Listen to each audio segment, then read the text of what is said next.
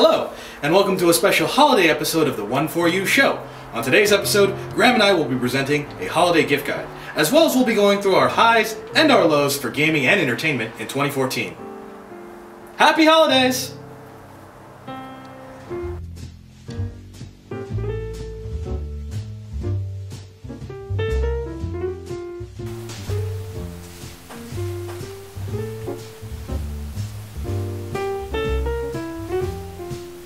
Hello, and welcome to the One4U Show. As always, I am Adnan and Graham at the-Adnan on Twitter, alongside my beautiful and lovely co-host, as usual, Graham Husted at Graham Husted on Twitter.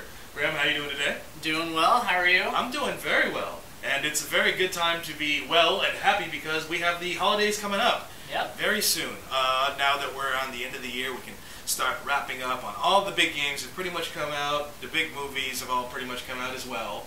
And it's now the time to look around, find yourself some good stuff for anyone in your life that loves video games, that loves movies, that just loves anything cool.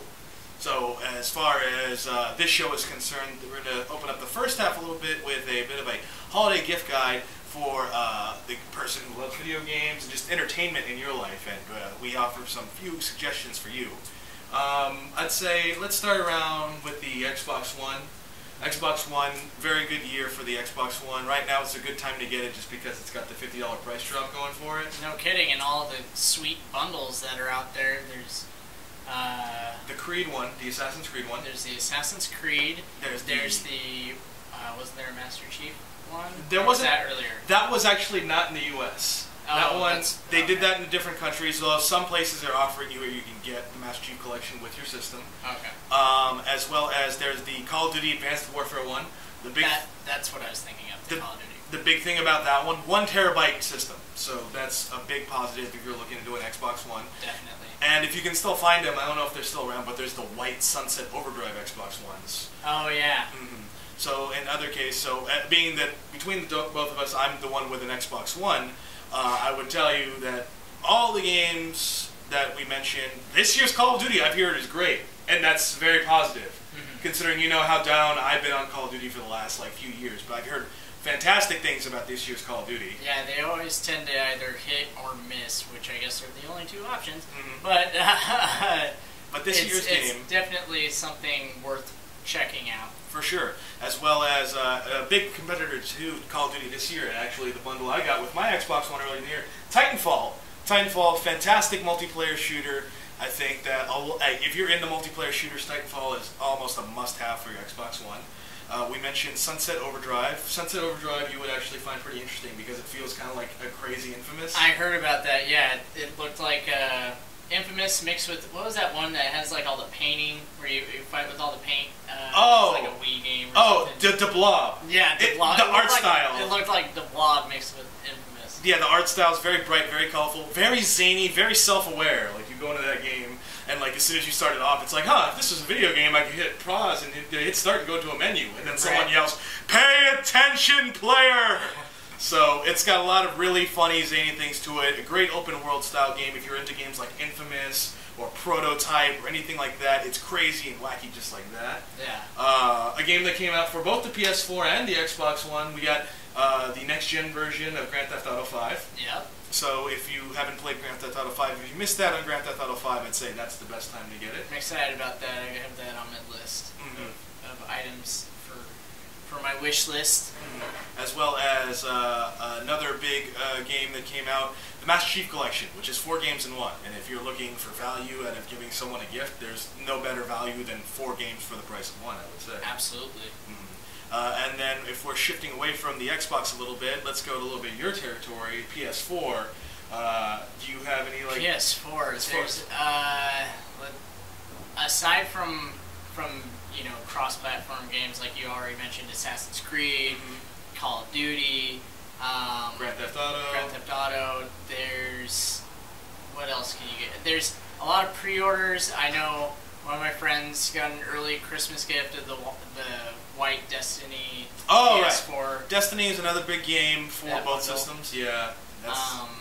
And as well as one of the PS4 bundles they also have is one that comes with Grand Theft Auto 5 and it comes with The Last of Us Remastered. Oh yeah, that's actually if I needed another PS4, I would get it like that. And if you missed out on The Last of Us on the PS3, you definitely got to play it on the PS4. Yeah, I'm still behind on that, but I will get to it. I promise. You promise? I promise. All right. Cross my heart. Okay, and then also we have just many. Infamous Second Son came out this year. If you're a fan of the Infamous series, another good one to pick up. But other than that, you have every other cross-platform game. Also, a lot of the indie titles that have been coming out because we have a lot of stuff to get excited for. Because Grim Fandango is coming to PS4, and the remake of Day of the Tentacle is coming to PS4. Street Fighter V is going to be exclusive on the PS4 when that comes out. So if you're a fighting game guy, that's one to get on top of your PS4 for. That just means that you have to get one now. I do. And then if we switch away from both Microsoft and Sony, can't forget about the little N that could, Nintendo and the Wii U. No, it really could, because this year was a great year for Wii U. Yeah. Wii U flourished in 2014 where it really needed to flourish. Yeah. And so basically, we had Mario Kart come out. Great review, stunning game. I didn't think I was going to love it as much as I did, but I ended up playing a lot of Mario Kart. And then also you had Super Smash Brothers finally come out at the end of the year. Which I think now the Wii U is starting to live up to some of the promises it made when it first came out. I mean, obviously it was fun when you had Nintendo Land and all the different interacting things with it, but then there was obviously the lull in software, in sales and games, and hopefully this is marking more of the progression that will occur with it going on from here. Correct, and Wii U sales are starting to show that. A lot of Wii U units are starting to move because of Mario Kart, because of Smash Brothers. A game that's not selling as well, but is probably my favorite game of the year, which was a Nintendo exclusive, was Bayonetta 2. Oh yeah. Finally came out. You were talking that up like the past couple episodes. I've been talking it up since the beginning of the show when they announced it like 2 years ago or whatever it was. And it's finally come out, and it lived up to all the hype for me. It's an insane, awesome action game. And the best thing about it, too, for a Wii U owner is that it comes with the first game, too. So you don't even you don't need a 360 or a PS3 to go back and play the original Bayonetta. It's going to come with your copy of Bayonetta 2. So you get the entire Bayonetta saga, basically, right there for the price of one. Just like how we talked about the Master Chief Collection earlier, the Bayonetta games both come on in one particular set. It's got 2 discs. First disc is going to be Bayonetta 1, second disc is going to be Bayonetta 2, both phenomenal action games. But Bayonetta 2 was polished, it was clean, it was superb and sexy, which is everything that you want out of a Bayonetta title. Yeah. So there's that. So switching gears, we're going to be talking about some of the highs and the lows that we both had as far as gaming and entertainment from 2014. Right. So Graham, let's start with you. What were like some of your big high points as far as like stuff you either played or you saw this year? Well, I haven't played as much as I would like to have played. The only new game that I've gotten to spend time with was Assassin's Creed Unity, which there's been a lot of negative on so far. A lot of grief with it, and I haven't even gotten that far in it to where the full-on glitches occur.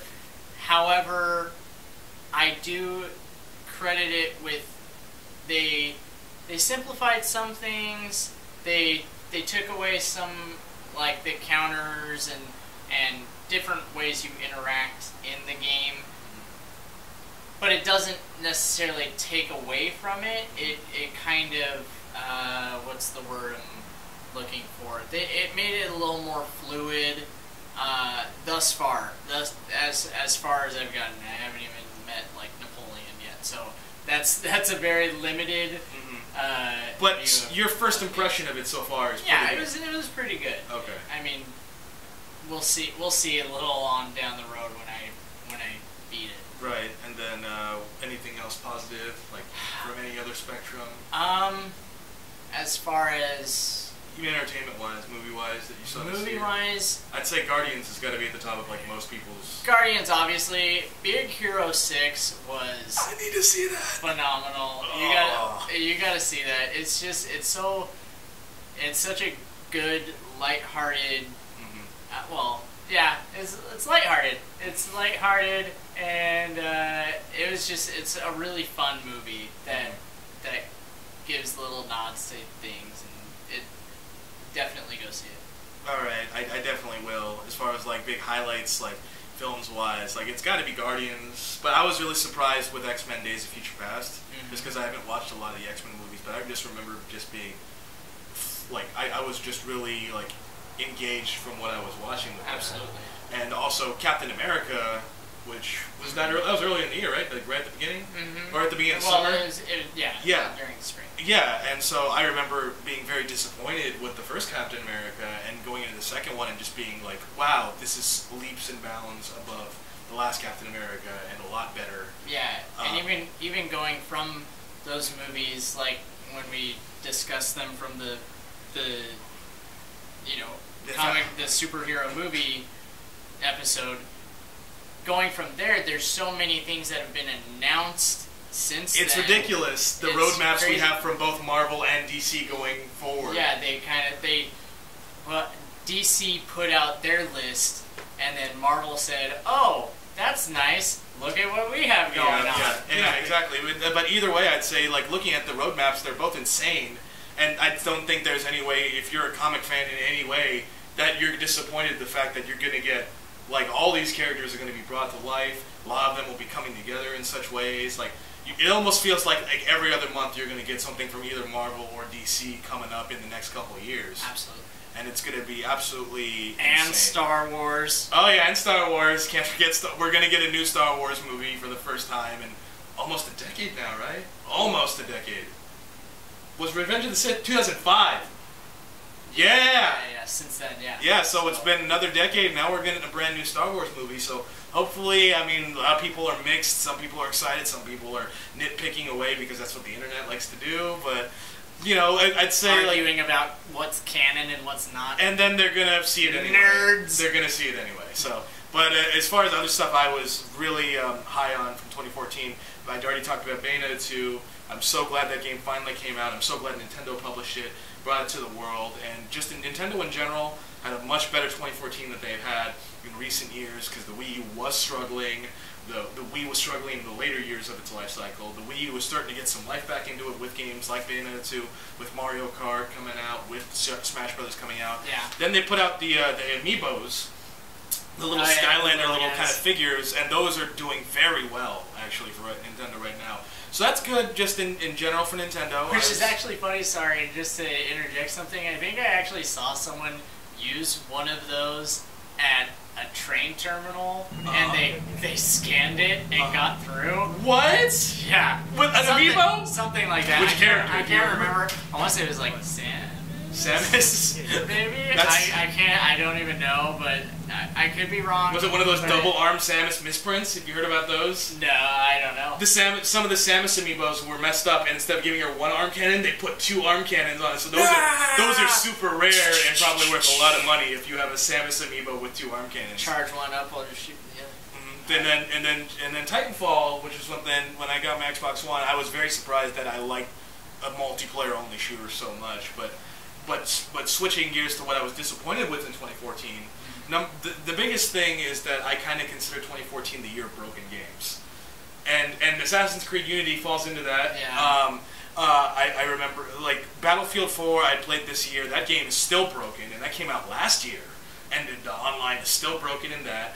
As much as I love the Master Chief Collection, there's a lot of broken things in the Master Chief Collection where I'm not getting my achievements properly. The online wasn't nice. It looks nice. No, when you can play the game, it's great. But when you don't get the achievement that you're supposed to get when you're supposed to, it's lame. And then when trying to get into a multiplayer game and then it just doesn't connect you for like ever, that's also disappointing. But a lot of games had a lot of connectivity issues this year. A lot of developers are just shipping unfinished games before they're unpolished. Yeah, that's one thing that was disappointing with Watch Dogs. Ubisoft said, "Hey, you know what? We're not ready. We want to hold on to it and give you a game that's going to be really good." Mm-hmm. And then it came out, and so many people were disappointed with it. They were underwhelmed. So they were expecting a lot more. Yeah, so I think. Well, I mean, it didn't necessarily. I mean, it looks like it has glitches because it's all cyberpunky, whatever. But, anyways, I kind of felt the same thing like with Destiny. I was disappointed with Destiny, even though a lot of people are playing it still, just because. Well, everyone. That's the thing. It's like, oh, Destiny sucks. but I can't stop. No, yeah, exactly. I did stop because there was really no story to it, really. Like, you were expecting so much as far as story-wise, because the Halo games, they had story at least you could follow. Like, Destiny was like almost barely anything, to where a character literally tells you, I don't have time to explain to you why I don't have time to explain to you. That, which was like, really, I can't believe you actually said that. And then I got sick of just running the same missions over and over again, when I could play a Borderlands and go on for so long and keep finding new content that kept me pulled into the experience. Don't get me started on Borderlands. Yeah. I told you about that. I picked Borderlands back up for the first time in forever, because I was playing the campaign, story mission, whatever, and I had been stuck for a while. Then I picked it back up, and I went to go do a task, and I ended up getting killed almost to, like, I went into bankruptcy because I had to respawn so many times. I was so pissed off. I was just, I called you up. I was like, man, Borderlands. Screw Borderlands. I'm not playing that ever again. And then I'll probably play it again. Because it's a great game. It's just that you got stuck in a bad spot. Hard. But, you know, I mean, aside from all the disappointments, there are still a lot of bright things coming up. Like, as far as, like, when we were just talking about developers not giving enough time, I think you and I can both agree we should be pretty relieved. Even though Batman was supposed to come out in October, they pushed it to June. Yeah. So they could basically say, you know what, everyone's broken right now. But everybody is so hyped up on the trailers and everything. Yeah, it looks great. I think they'll be fine. Yeah, and it's going to come out in June, and it's going to be awesome. That's one of the big games we're looking forward to. Evolve's coming out next year. The new Street Fighter, the new Mortal Kombat, Metal Gear Solid 5. There's a lot of big stuff to look forward to next year. And so, basically, if you are going to get your self or someone you love a gaming system this year, Wii U, Xbox One, PS4, you're not going to go wrong with any of the choices you make. Right. Tons of great software for any of the systems, and they're all fantastic machines, really. And basically, it's a good time to be a gamer right now. But we do have a bit of a holiday pro tip for you if you're a parent trying to get one of these systems for your kids. Right. We recommend planning ahead, getting whatever gaming console you would like for your son or daughter. Plan to do the software updates ahead of time, because those can be quite lengthy and take up a lot of the time in between the process of, you know, plugging it in and playing. So if you really want to have things go along smoothly, we recommend just getting those updates out of the way so that the kids can just get straight to gaming. Because if you're going to spoil them, you might as well spoil them all the way and not have them wait. Exactly, because these updates can take a long time. Sometimes it can take hours just to update your system when you first get them now. Right. This just saves you some time, keeps your holidays happy. Speaking of keeping your holidays happy, Graham and I would just like to wish you guys a happy holidays from the One4U Show. Thanks again for supporting us over the year on our transition to video. Thanks to Graham Husted right here. That's right. Speaking of which, you can still follow us on Twitter. I am still at @the_Adnan on Twitter. I'm at Graham Husted. And then if you could please like... Oh, wait. Before we close up, Adnan, yeah. What do you want Santa to bring you for Christmas? Oh, I mean, the only of the next-gen systems that I'm missing is the PlayStation 4, but honestly, it doesn't really matter what anyone brings me, if it's PS4 or not. I'm going to be happy with whatever it is I get for Christmas. What about you, Graham? What do you want for Christmas? I don't know. I'd be fine with the show. That's a pretty good one. That's great. So as I was saying, like, comment, subscribe, follow us on Twitter, share the video, spread the word of the show, and otherwise, we're wishing you a happy holidays, and this has definitely been a holiday that's been one